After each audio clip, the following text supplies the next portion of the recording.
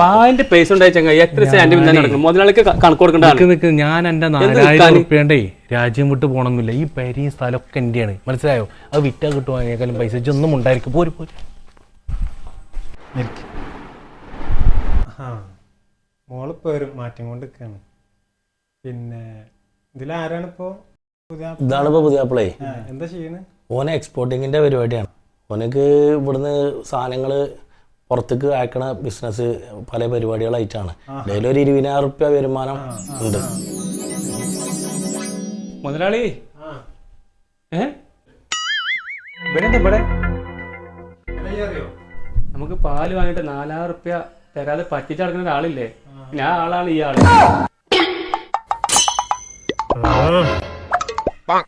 ഈ ആദ്യം പാലിന്റെ പൈസ